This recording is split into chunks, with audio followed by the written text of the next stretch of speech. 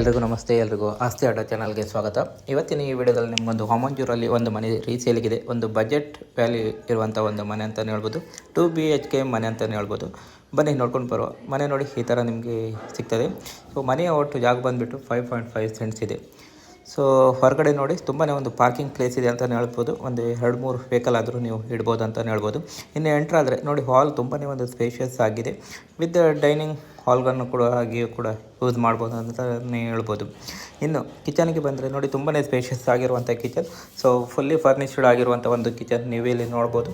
Open ಒಂದು kitchen ಥರ ನಿಮಗೆ ನೋಡ್ಲಿಕ್ಕೆ ಸಿಗ್ತದೆ ಅಂತಲೇ ಹೇಳ್ಬೋದು. ಇನ್ನು ಬೆಡ್ರೂಮ್ ವಿಚಾರಕ್ಕೆ ಬಂದರೆ ಈ ಮನೆಯಲ್ಲಿ ಒಟ್ಟು 2 ಬೆಡ್ರೂಮ್ಗಳನ್ನು ನೋಡ್ಬೋದು.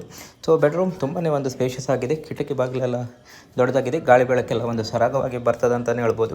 ಅದೇ ಥರ ಈ ಮನೆಯಲ್ಲಿ ಒಟ್ಟು 2 ವಾಶ್ರೂಮ್ಗಳನ್ನು ಕೂಡ ನೀವು ನೋಡ್ಬೋದಾಗಿದೆ.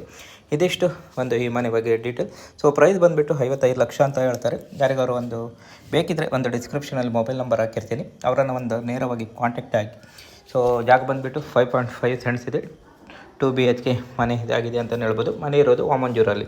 ಸೊ ಇದಿಷ್ಟು ಹೇಳ್ತಾ ಮುಂದಿನ ವೀಡಿಯೋದಲ್ಲಿ ಸಿಗುವ. ಧನ್ಯವಾದಗಳು.